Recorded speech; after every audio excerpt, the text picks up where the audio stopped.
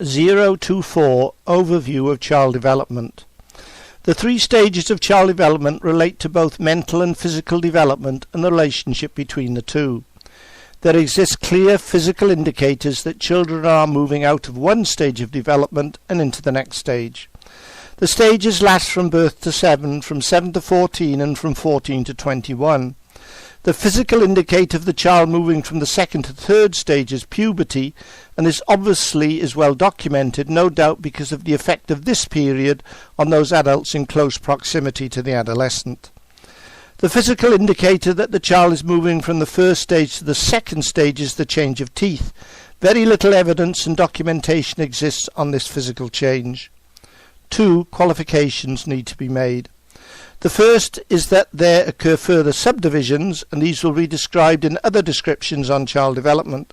Secondly, we are going to describe the stages as separate from each other.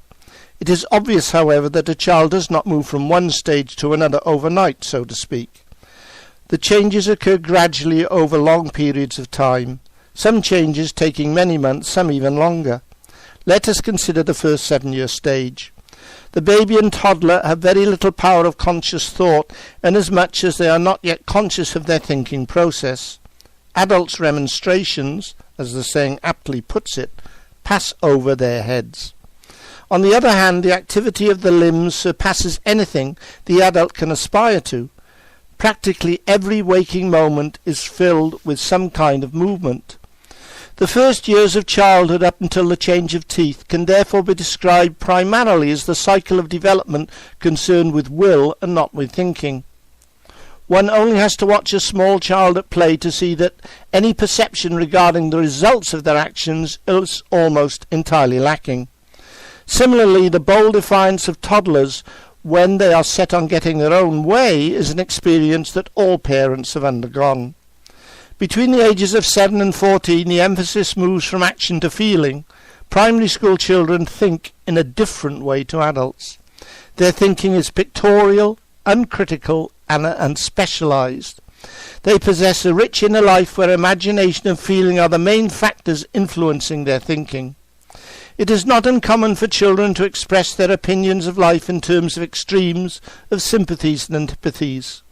Healthy children of, say, 9 or 10 will act and judge almost entirely on their likes and dislikes.